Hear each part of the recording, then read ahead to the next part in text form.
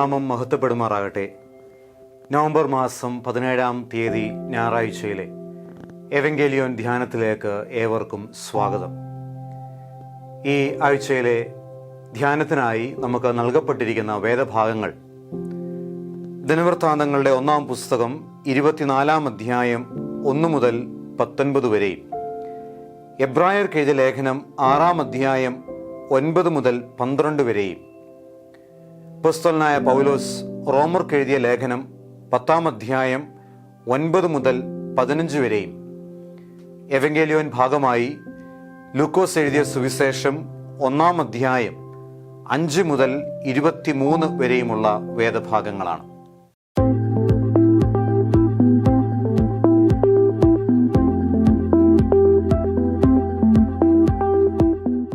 ഈ ആഴ്ച മുതൽ അറിയിപ്പ് കാലത്തിലേക്ക് നാം പ്രവേശിക്കുകയാണ്. Period of annunciation. അറിയിപ്പ് കാലത്തിലെ പ്രധാന ധ്യാന വിഷയം എന്ന് പറയുന്നത് മനുഷ്യരുടെ ഇടയിലെ ദൈവിക സന്ദർശനം എന്നുള്ളതാണ്.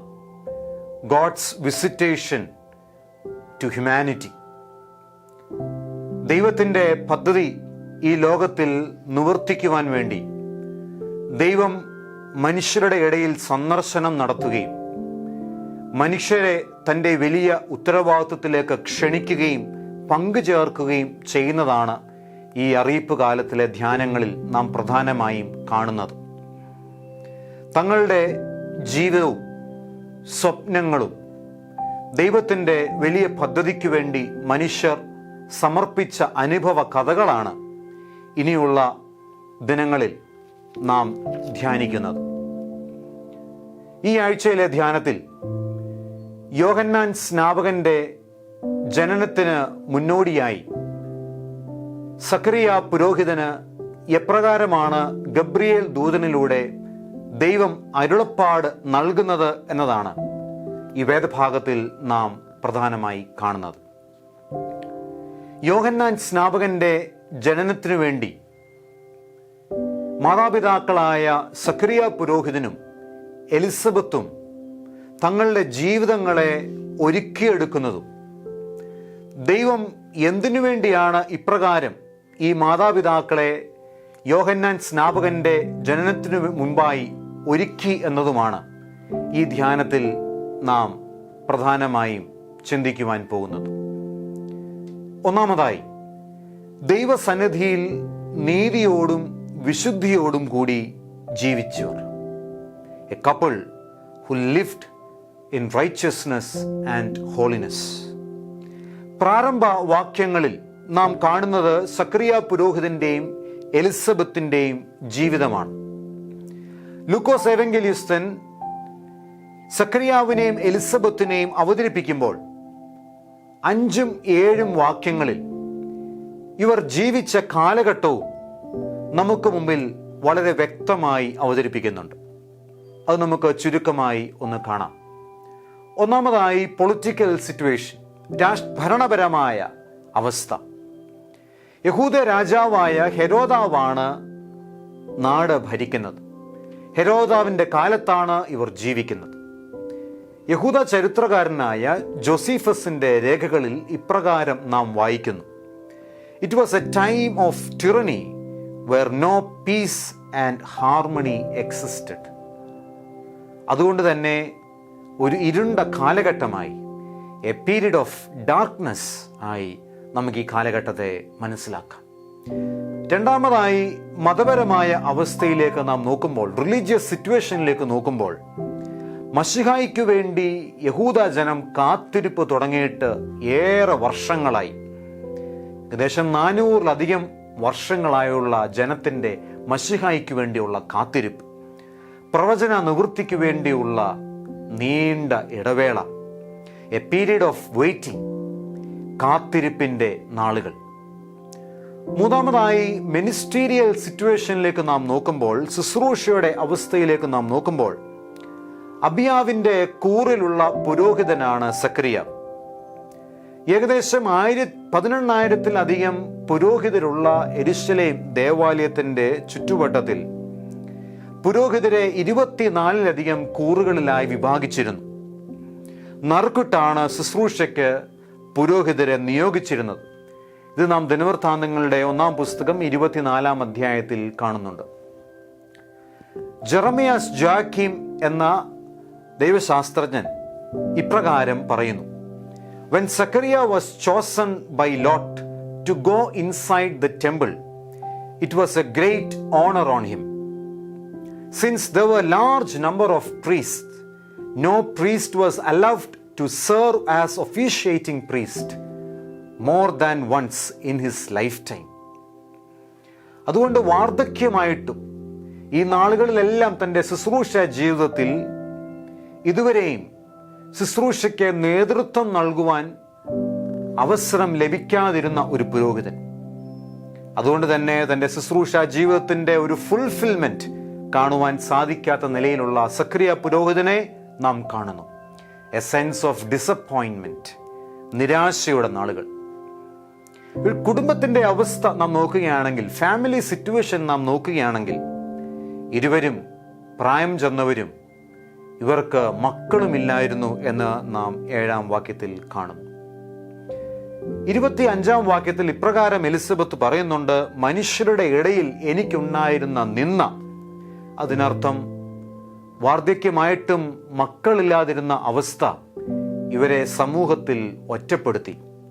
അതുകൊണ്ട് തന്നെ അവർ യെരുശലേമിലോ അടുത്തുള്ള എരീഹോവിലോ താമസിക്കാതെ യഹൂദ്യ മലനാട്ടിൽ ഒറ്റപ്പെട്ട് കഴിയുകയാണ്.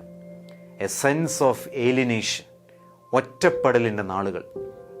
അതുകൊണ്ട് രാഷ്ട്രീയപരമായും മതപരമായും ശുശ്രൂഷാപരമായും കുടുംബപരമായും എല്ലാ പ്രതീക്ഷകളും നഷ്ടപ്പെട്ട ജീവിത സാഹചര്യത്തിൽ ഇരുൾ നിറഞ്ഞ കാത്തിരിപ്പിൻ്റെ, നിരാശയുടെ, ഒറ്റപ്പെടലിൻ്റെ നാളുകളിലും വേദപുസ്തകം ഈ വൃദ്ധ ദമ്പതികളെ നമുക്ക് മുമ്പിൽ പരിചയപ്പെടുത്തുന്നത് ഇപ്രകാരമാണ്.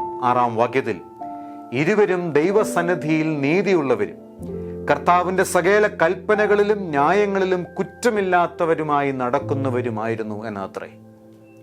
ഈ ഒരുക്കമുള്ള സാക്ഷ്യ ജീവിതമാണ് ദൈവിക ഇടപെടലിനായി ഇവരെ പ്രാപ്തിപ്പെടുത്തുന്നത്. യെശയ്യാപ്രവചനം 40-ാം അധ്യായം 31-ാം വാക്യത്തിൽ നാം ഇപ്രകാരം വായിക്കുന്നു: എങ്കിലും യഹോവയെ കാത്തിരിക്കുന്നവർ ശക്തിയെ പുതുക്കും, അവർ കഴുകന്മാരെ പോലെ ചിറകടിച്ചുയരും, അവർ തളർന്നു പോകാതെ ഓടുകയും ക്ഷീണിച്ചു പോകാതെ നടക്കുകയും ചെയ്യും. ദൈവസന്നിധിയിൽ നാം ഒരുക്കത്തോടെ, പ്രാർത്ഥനയോടെ, നീതിയോടെ, നിഷ്കളങ്കതയോടെ ജീവിക്കുമ്പോൾ ദൈവം തൻ്റെ വലിയ ദൗത്യത്തിൽ നമ്മെയും പങ്കാളികളാക്കി തീർക്കും. രണ്ടാമതായി, ദൈവീക പദ്ധതിയുടെ പൂർത്തീകരണത്തിനായി ഒരുക്കിയെടുത്ത ജീവിതങ്ങൾ. Lives who prepared for fulfilling God's purposes. തങ്ങളെ തന്നെ ദൈവസന്നിധിയിൽ നീതിയോടും നിഷ്കളങ്കതയോടും പ്രാർത്ഥനയിലും ജീവിച്ച സക്രിയാവിനെയും എലിസബത്തിനെയും ദൈവം ഗബ്രിയേൽ ദൂതനിലൂടെ തൻ്റെ വലിയ ദൗത്യത്തിൽ പങ്കാളികളാകുവാൻ ക്ഷണിക്കുകയാണ്. 13-ാം വാക്യം മുതൽ നാം ഗബ്രിയേൽ ദൂതന്റെ വാക്കുകൾ കാണുന്നു. സക്രിയാവേ, പേടിക്കേണ്ട, നിന്റെ പ്രാർത്ഥനയ്ക്ക് ഉത്തരം ലഭിച്ചിരിക്കുന്നു. നിന്റെ ഭാര്യ എലിസബത്ത് ഒരു മകനെ പ്രസവിക്കും, അവന് യോഹന്നാൻ എന്ന് പേരിടണം. അമ്മയുടെ ഗർഭത്തിൽ വെച്ച് തന്നെ അവൻ പരിശുദ്ധാത്മാവ് കൊണ്ട് നിറയും. 17-ാം വാക്യം ഏറെ ശ്രദ്ധേയമാണ്. അവൻ അപ്പന്മാരുടെ ഹൃദയങ്ങളെ മക്കളിലേക്കും വഴങ്ങാത്തവരെ നീതിമാന്മാരുടെ ബോധത്തിലേക്കും തിരിച്ചുകൊണ്ട് ഒരുക്കമുള്ള ഒരു ജനത്തെ കർത്താവിനു വേണ്ടി ഒരുക്കുവാൻ അവന് മുമ്പായി ഏലിയാവിൻ്റെ ആത്മാവോടും ശക്തിയോടും കൂടെ നടക്കും. ഏലിയാവിൻ്റെ ആത്മാവോടും ശക്തിയോടും കൂടി പ്രവർത്തിക്കുവാൻ പോകുന്ന ഒരു പൈതലിനെയാണ് ദൈവം തങ്ങൾക്ക് നൽകുവാൻ പോകുന്നതെന്ന് ഗബ്രിയേൽ ദൂതനിലൂടെ സക്രിയാവിന് അരുളപ്പാട് ലഭിക്കുകയാണ്. അതുകൊണ്ട് തന്നെ ഇത് ദൈവം തങ്ങളുടെ ജീവിതത്തിന് മാത്രം നൽകുന്ന ഒരു സമ്മാനമല്ല, മറിച്ച് കാത്തിരിക്കുന്ന ഈ നാളുകളിലെല്ലാം ഒരു വീണ്ടെടുപ്പിനായി കാത്തിരിക്കുന്ന മശിഹായ്ക്ക് വഴിയൊരുക്കുവാൻ പോകുന്ന ഒരു മകനെയാണ് ദൈവം തങ്ങൾക്ക് ദാനമായി നൽകുന്നത് എന്ന അരുളപ്പാട് സക്രിയാവിന് ലഭിക്കുകയാണ്. എന്നാൽ ഈ അരുളപ്പാട് വിശ്വസിക്കുവാൻ സക്രിയാവിന് സാധിക്കുന്നില്ല. ഇത് എന്തൊന്നിനാൽ ഞാൻ അറിയും എന്ന് സക്രിയാവ് തിരിച്ച് ദൂതനോട് ചോദിക്കുന്നു. എന്തുകൊണ്ടാണ് സക്രിയാവിന് ഗബ്രിയേൽ ദൂതനെ വിശ്വസിക്കുവാൻ സാധിക്കാതെ പോകുന്നത്? നമുക്കറിയാം, സക്രിയാവ് ഒരു പുരോഹിതനാണ്. സാദോക്കായി പൗരോഹിത്യ പാരമ്പര്യത്തിൽ നിന്ന് വളർന്നു വന്ന പ്രസ്ഥാനമാണ് സദൂക്യരുടെ പ്രസ്ഥാനം. സദൂക്യർക്ക്, പുരോഹിതന്മാരാൽ ഉൾപ്പെട്ട ഈ സദൂക്യർക്ക് ദൂതനിലോ ആത്മാവിലോ പുനരുദ്ധാനത്തിലോ വിശ്വാസം ഇല്ലായിരുന്നു എന്നത് അപ്പോസ്തലന്മാരുടെ പ്രവൃത്തികൾ 23 അധ്യായം 8 വാക്യത്തിൽ നാം കാണുന്നു. അതുകൊണ്ട് ഒരു ദൂതൻ വന്ന് ഇപ്രകാരം ഒരു അരുളപ്പാട് നൽകുമ്പോൾ അത് വിശ്വസിക്കുവാൻ തൻ്റെ വിശ്വാസ പാരമ്പര്യം സക്രിയ പുരോഹിതനെ അനുവദിക്കുന്നില്ല. അതുമാത്രവുമല്ല, ഒരു പൗരോഹിത്യ പാരമ്പര്യത്തിൽ നിൽക്കുന്ന തനിക്ക് ദൈവം നൽകുവാൻ പോകുന്ന പൈതൽ ഇതാ ഒരു പ്രവാചക ശുശ്രൂഷ നിർവഹിക്കുവാൻ പോകുവാൻ തക്കവണ്ണം വരുന്നൊരു പൈതലാണ് എന്ന അരുളപ്പാട് ലഭിക്കുമ്പോഴും അത് ഏറ്റെടുക്കുവാൻ ഇതാ സക്രിയാവിന് സാധിക്കുന്നില്ല.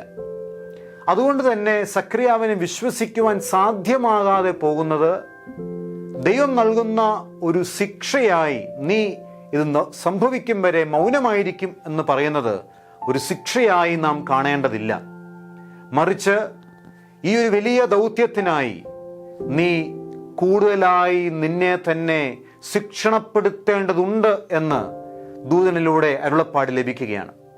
അതുകൊണ്ട് സക്രിയാവിനെ വിശ്വസിക്കുവാൻ സാധിക്കാതെ പോകുന്നത്, തുടർന്നുള്ള നാളുകളിൽ മൗനമായിരിക്കുന്നത് സക്രിയാവിന് ലഭിക്കുന്ന ഒരു ശിക്ഷയായിട്ടല്ല, മറിച്ച് ശിക്ഷണത്തിൻ്റെ നാളുകളായി നാം മനസ്സിലാക്കേണ്ടതാണ്.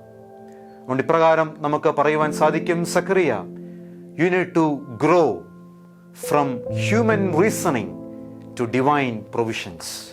ദൈവത്തിന് ഒരു കാര്യവും അസാധ്യമല്ല. ദൈവത്തിന് ഒരു കാര്യവും അസാധ്യമല്ലാതിരിക്കെ ദൈവത്തിൻ്റെ വലിയ പദ്ധതി നിർവഹിക്കുവാൻ നീ നിന്നെ തന്നെ കൂടുതൽ ശിക്ഷണപ്പെടുത്തേണ്ടതുണ്ട്. പത്രോസ്ലീഹ എഴുതിയ 1 ലേഖനം 5 അധ്യായം 6 വാക്യത്തിൽ നിന്ന് ഇപ്രകാരം വായിക്കുന്നു, അതുകൊണ്ട് അവൻ തക്ക സമയത്ത് നിങ്ങളെ ഉയർത്തുവാൻ ദൈവത്തിൻ്റെ ബലമുള്ള ഭുജത്തിൻ്റെ കീഴിൽ താണിരിപ്പീൻ. റോമർക്ക് എഴുതിയ ലേഖനം 10 അധ്യായം 11 വാക്യത്തിൽ നിന്നും ഇപ്രകാരം കാണുന്നു, അവനിൽ വിശ്വസിക്കുന്ന ഒരുത്തനും ലജ്ജിച്ചു പോകുകയില്ല എന്ന് തിരുവെഴുത്തുകൾ അരുളി ചെയ്യുന്നുണ്ടല്ലോ. എന്നെ കേൾക്കുന്ന പ്രിയപ്പെട്ടവരെ, 2 ചിന്തകളാണ് നാം ഒരുമിച്ച് ധ്യാനിച്ചത്. ഒന്നാമതായി, ദൈവസന്നിധിയിൽ നീതിയോടും നിഷ്കളങ്കതയോടും കൂടി ഒരുങ്ങിയ സക്രിയാവും എലിസബത്തും. രണ്ടാമതായി, ദൈവിക പദ്ധതിയുടെ പൂർത്തീകരണത്തിനായി തങ്ങളെ തന്നെ സമർപ്പിച്ച സക്രിയാവും എലിസബത്തും. തങ്ങളുടെ പരിമിതമായ ജീവിത സാഹചര്യങ്ങളിൽ നീതിയോടും വിശുദ്ധിയോടും പ്രാർത്ഥനയോടും കൂടി ഇതാ ഈ സക്രിയാവും എലിസബത്തും ഒരുങ്ങിയപ്പോൾ, ദൈവത്തിൻ്റെ വലിയ പദ്ധതിക്ക് വേണ്ടി തങ്ങളെ തന്നെ വിട്ടു നൽകിയപ്പോൾ, കർത്താവിൻ്റെ പ്രവർത്തനത്തിന് വഴിയൊരുക്കുന്ന യോഹന്നാൻ സ്നാപകനെ ദൈവം ഇവരുടെ കുടുംബത്തിൽ ഇവർക്ക് ദാനം നൽകുകയാണ്. ഇപ്രകാരം ദൈവസന്നിധിയിൽ തങ്ങളെ തന്നെ ഇവർ വിട്ടു നൽകിയപ്പോൾ, സമർപ്പിച്ചപ്പോൾ, ലൂക്കോസ് എഴുതിയ സുവിശേഷം 1 അധ്യായം 66 വാക്യത്തിൽ ഇപ്രകാരമാണ് അവർക്ക് ലഭിച്ച പൈതലിനെ പറ്റി ലൂക്കോസ് എവങ്കലിസ്തൻ സാക്ഷ്യപ്പെടുത്തുന്നത്. കർത്താവിൻ്റെ കൈ ആ പൈതലിനോടുകൂടെ ഉണ്ടായിരുന്നു. ദൈവസന്നിധിയിൽ നാം നമ്മെ തന്നെ വിനയപ്പെടുത്തുമ്പോൾ, ദൈവമുമ്പാകെ നാം നമ്മെ തന്നെ ഒരുക്കമുള്ളവരാക്കുമ്പോൾ, ദൈവത്തിൻ്റെ രക്ഷാകര പദ്ധതിയിൽ നാം നമ്മുടെ സ്വപ്നങ്ങൾ അവന് മുമ്പാകെ സമർപ്പിക്കുമ്പോൾ, നമ്മളുടെ മേലും തലമുറയുടെ മേലും ദൈവത്തിൻ്റെ കൈ ഉണ്ടാകും എന്നത് ഈ വേദപുസ്തക ഭാഗം നമ്മെ ഓർമ്മിപ്പിക്കുന്നു, പഠിപ്പിക്കുന്നു. അതുകൊണ്ട് ഈ അറിയിപ്പ് കാലം, പീരീഡ് ഓഫ് അനൗൺസിയേഷൻ, നമ്മളെ തന്നെ ദൈവസന്നിധിയിൽ സമർപ്പിക്കുന്ന, ഒരുക്കുന്ന നിമിഷങ്ങളായി തീരട്ടെ. കർത്താവിൻ്റെ കൈ നമ്മോടുകൂടെയും നമ്മുടെ കുടുംബാംഗങ്ങളുടെ മേലും നമ്മുടെ സഭയുടെ മേലും നമ്മുടെ ദേശത്തിൻ്റെ മേലും ഉണ്ടാകുമാറാകട്ടെ. ദൈവനാമം മഹത്വപ്പെടുമാറാകട്ടെ. ആമേൻ.